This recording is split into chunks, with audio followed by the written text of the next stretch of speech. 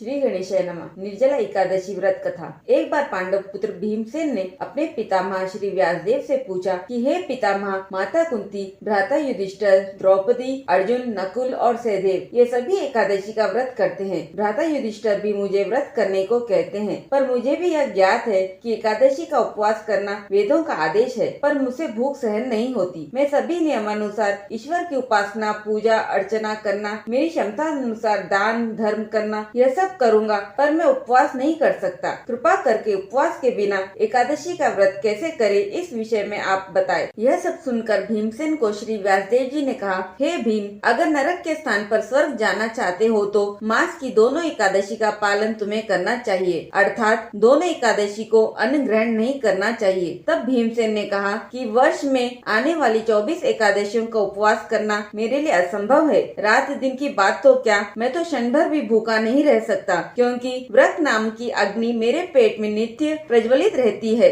उसे शांत करने के लिए मुझे बहुत खाना खाना पड़ता है। बहुत हुआ तो वर्ष में एक दिन मैं उपवास कर सकता हूँ। इसलिए आप मुझे ऐसे व्रत के विषय में बताएं जिससे मेरा जीवन मंगलमय हो जाए। भय से कांपते हुए बलशाली भीम ने व्यासदेव से कहा कि कृपया आप मुझसे एक ऐसा व्रत कहे जिससे सभी व्रतों का फल प्राप्त हो। तब श्री व्यासदेव ने कहा कि वृषभ और मिथुन की संक्रांति के बीच ज्येष्ठ मास के शुक्ल पक्ष की जो एकादशी आती है उसका नाम निर्जला एकादशी है। जल भी ग्रहण नहीं करना चाहिए। इस एकादशी में कुछ भी खाना वर्जित है। खाने से व्रत भंग हो जाता है और एकादशी के सूर्योदय से द्वादशी के सूर्योदय तक स्नान और आचमन के सिवा पानी भी वर्जित है। आचमन में 6 मास से अधिक जल नहीं होना चाहिए, अन्यथा वह मदपान के बराबर हो जाता है। इस प्रकार व्रत करने से वर्ष की सभी एकादशियों का पुण्य इस एक व्रत से मिल जाता है। द्वादशी की सुबह अन्न वस्त्र आदि का अपनी क्षमता अनुसार दान कर सकते हैं। जल से भरे घड़े को भी वस्त्र से ढककर उसका दान भी किया जाता है। वह साथ में क्षमता अनुसार स्वर्ण भी दिया जा सकता है। ब्राह्मणों अथवा किसी गरीब व जरूरतमंद को मिष्ठान व दक्षिणा भी देनी चाहिए। ब्राह्मणों को जल अन्न वस्त्र यथा सामर्थ्य दान करना चाहिए। हे भीमसेन, इस एकादशी व्रत से प्राप्त होने वाले पुण्य के विषय में सुनिए। केवल इस एकादशी के पालन से ही वर्ष की सभी एकादशी व्रत पालन करने का पुण्य प्राप्त हो जाता है। शंख चक्र गदा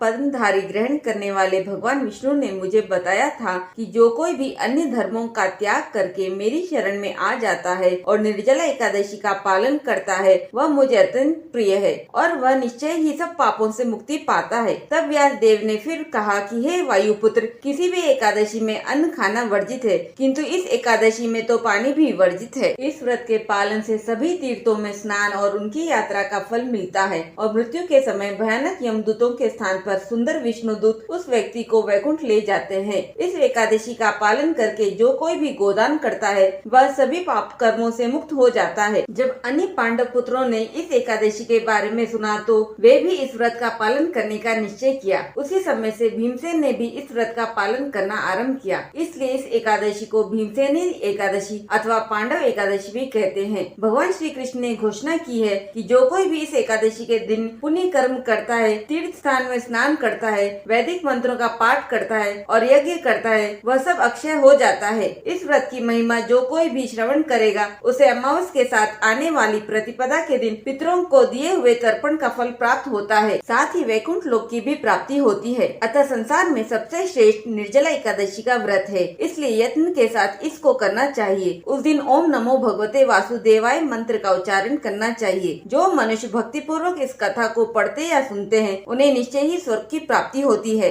एक बार प्रेम से बोलिए राधे राधे, राधे।